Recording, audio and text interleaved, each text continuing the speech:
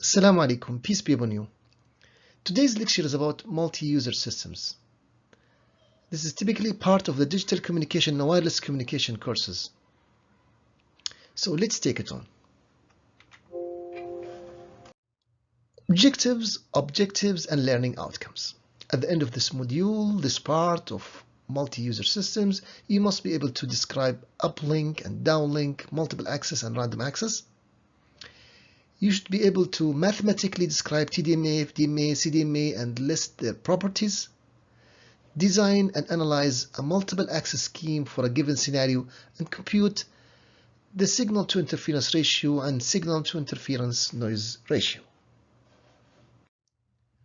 The reference we are going to use is Andrew Goldsmith textbook, and this is typically in chapter 14, although the material is covered by typical books. We're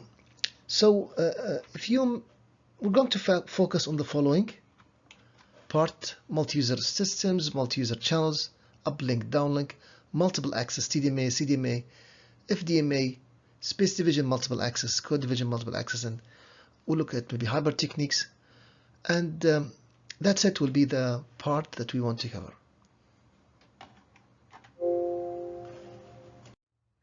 So multi-user systems occurs when multiple users share the same channel. So communication needs to coordinate. We need to coordinate between different users. Remember that we have two types of systems: cellular, where we have a central controller, like in the telecom operators, and we have ad hoc networks, where items or members will just arrange an ad hoc way, an uncentralized way, and make a network. For cellular systems, the communication between the base station to the mobile is called the downlink. We have seen this before, why the mobile to the base station is known as uplink. So in the left hand side here we have the downlink channel, and here we have the uplink channel. Notice that here the base station is communicating with the different users, and here the users are communicating with the base station. The reason we are separating them here and we are recalling this separation is that this is going to affect the way multi-user work. So if you look at the basic function of multi-user, we have the summation. Summation because we have different time instances where we send a signal. Signal will be scaled by A, which is the data, let's say in binary. This could be positive or negative, for example, and this is the symbol duration. And of course that will extend over the different symbols. That's for the single user. So this equation for single user. At the receiver side, then we'll have the signal going to be scaled. Notice here that we're using A here for the data and we are using alpha. They look almost the same. So then we have the noise will be added. So alpha is coming from the channel. For the receiver to make a best decoding, we will have first to represent those signals by using matched filter. We receive signal will be correlated to the conjugate of the basis functions, and then we get the following numbers that represent the data. So for the case of if you substitute for the single user, just going to take X here, and we have S here. Y is going to be replaced by, just take this item here. Let me just get the pin here. Everything here is going to be substituted for Y. Okay, and now everything for X is going to be replaced here by its equivalent. So we can say that just as an approximation, we can just drop the time instant. So we just call it SL. So now we can take this back here, substitute for X, and then take everything after the summation and substitute here, and here how we get Z. So we get alpha and the integration and the summation. But what we are doing here, we're just separating the match filter will be compared with the signal, and it's also going to, the noise will also show up at the output of the match filter or the correlator. So we'll get two parts. Part which is coming from the signal scaled by the channel alpha, and part which is the noise. That's for the case of single user. So let's see what happens in the case of multi-user. For the case of duplexing, uplink and downlink cannot be in the same time frequency. So what we do here to avoid the overlap, we're going to use different techniques. One is called frequency division multiplexing. If this is time and this is frequency, then we can separate the uplink and the downlink using frequency. So this is called frequency division multiplexing. And we can have a guard band to avoid adjacent channel interference. If you want to use TDD instead, that's called time division duplexing. So use duplexing and multiplexing. So usually multiple access. Here, when we say duplexing, and usually we think about uplink or downlink. So we have FDD or TDD. Even for the same user, we have to separate the uplink from the downlink. For the case of TDD, you can see that we have the time that is here, access frequency. They're sharing the same frequency, so it's all shared, but we are dividing the uplink downlink using time. Again, we can have guard time to make sure that if there is any synchronization issues or imperfect timing, we can still have no problem. So these are two ways of duplexing uplinks and downlinks. The time division duplexing is better for asynchronous traffic. If we have delays, it requires tight synchronization. So time division duplexing is better for asynchronous traffic. When asymmetric traffic, sorry, when we have non-symmetric, so we can give more time to uplink or downlink. There could be some delays though, so we have to worry about them. Time division duplexing requires tight synchronization, because if you lose the timing, then you lost uplink and downlink details. And we can exploit uplink and downlink chain symmetry within coherence time. So if if you know that the uplink and the downlink are within the coherence time, you can utilize the channel symmetry, because if the channel is slowly fading, the downlink and the uplink will be the same, because it's the same. The difference is only in time. All right, so far we have discussed duplexing, mixing the downlink and uplink. Now let's focus on multiple access. When doing multiple access, we need to create dedicated channels for different users. Now it's not about uplink or downlink, it's about the different users. So we can have three axes. We have code, time, and frequency. And later on, we'll have also space. So currently we'll have dedicated channel where we divide our resources whether frequency, time, or code. And as I mentioned, we also have space. But to visualize things, we'll just look at the 3 dimensions. So the first type is OFDM, or frequency division multiple access, or orthogonal frequency division multiple access. Here we have orthogonal frequency selection. When we discuss of DMA or FDMA, you need to think about 3 items. Guard band, you need to leave a space between the channels. Usually FDMA is associated with analog communication, and orthogonal frequency division multiple access is associated with digital communication. The second type of multiple access is the time division multiple access. And as you can see that we are covering the entire code, the entire frequency. The difference is in time. And here are 4 points to think about. The guard time, to leave some time between the instances. And you need to think about synchronization, especially in the uplink scenario. We might need buffers to store the data. And also we need to think about channel estimation.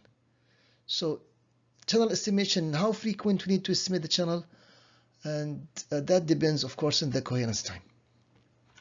The third type is CDMA, code division multiple access. We might have other videos that are dedicated for CDMA, but for now, I want you to know that there is something called direct sequence CDMA and frequency hopping CDMA. In frequency hopping, we have a sequence where we move from one frequency to another in a certain scenario, like Bluetooth. In direct sequence CDMA, we have a different code that is given to different users. In CDMA, we need to think about near-far effect and the codes being orthogonal or non-orthogonal, because if they are non-orthogonal, there might be some interference. So these are the three main types of multiple access. Now in this slide, I just would like to share with you that what is the basic multiple access waveforms mathematical model. We have seen in the beginning of this video the model for the single user. Now each user will have its own waveform, and the waveform are nearly orthogonal, otherwise we would have trouble.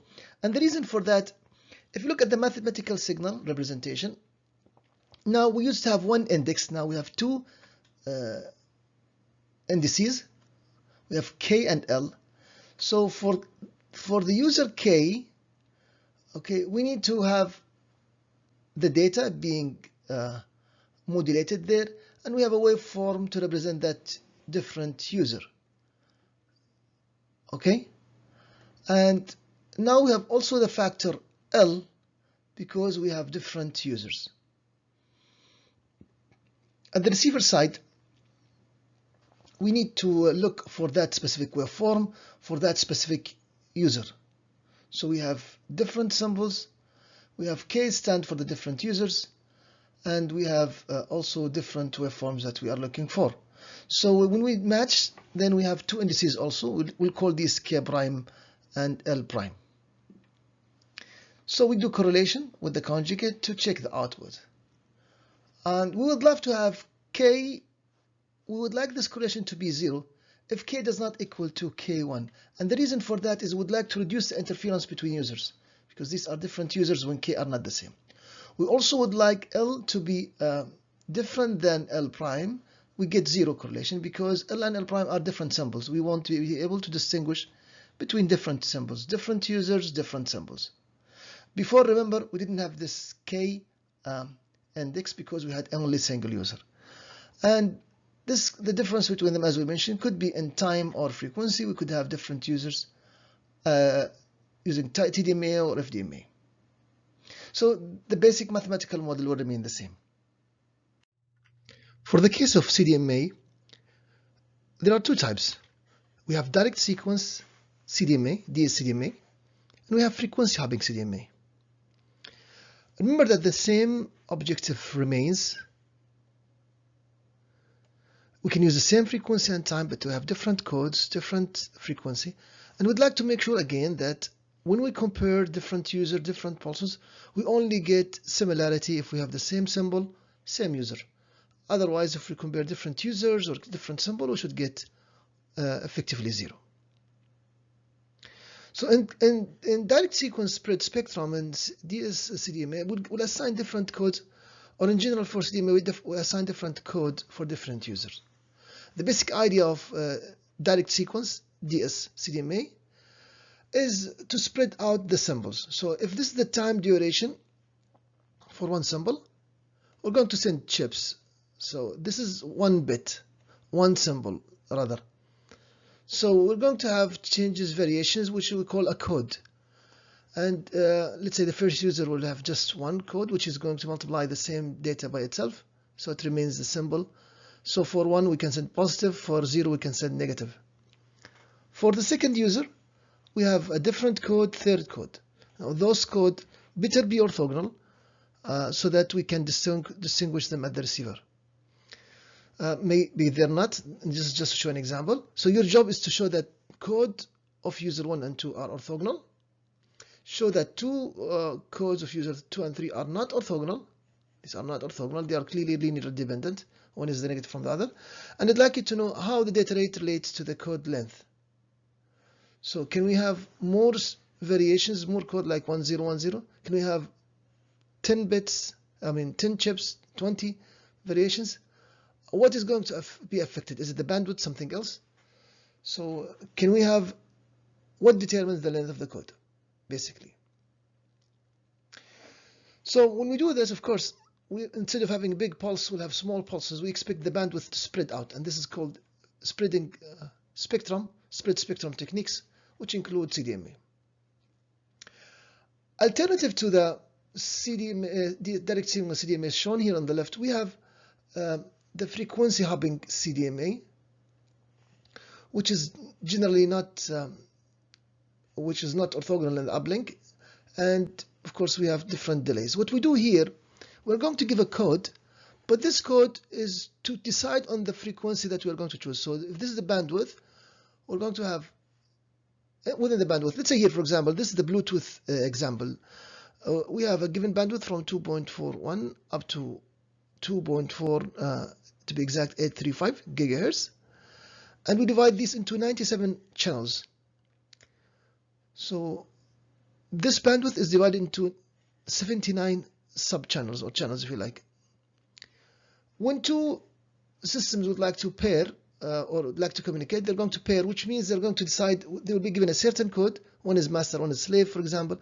And then they're going to send one data here, second data here, third data here. So they're going to hop from one frequency to another.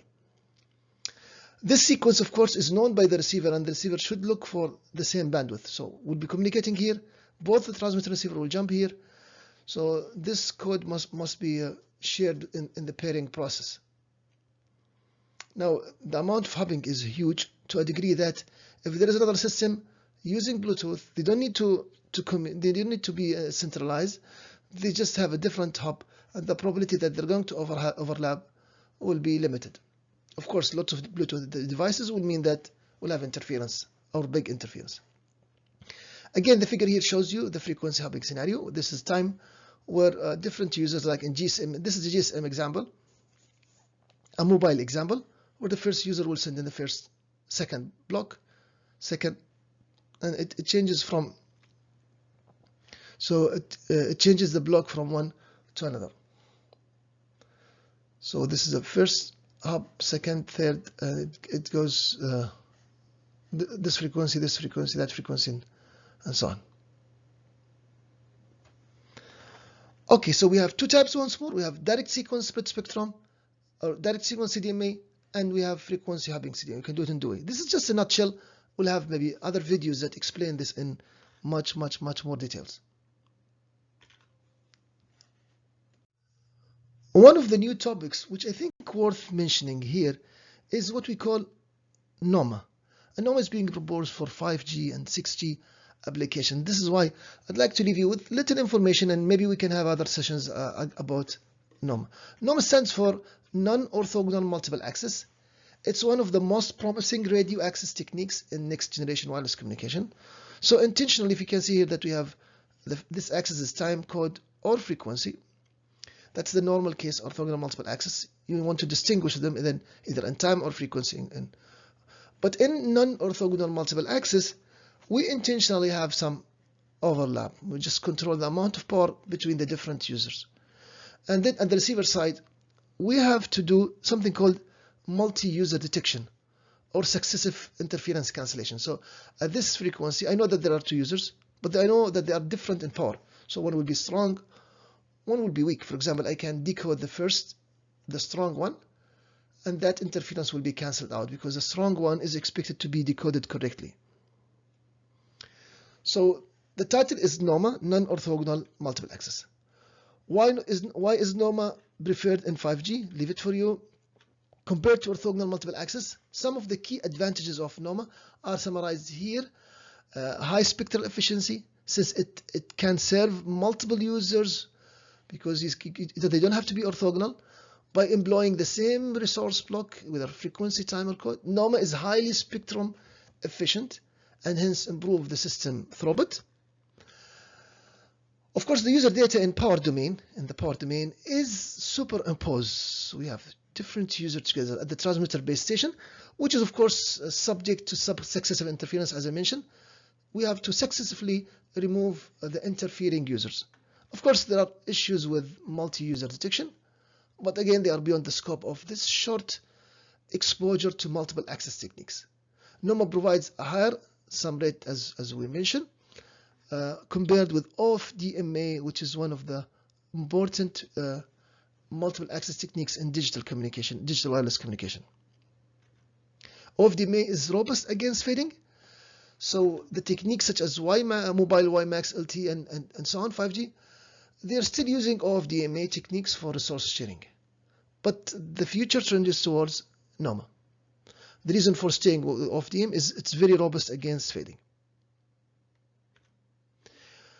Now, I'll leave you with this question. Please share your answer in the comment section. Is there a future for NOMA? Is it used in 5G or not? Or is it a future technology?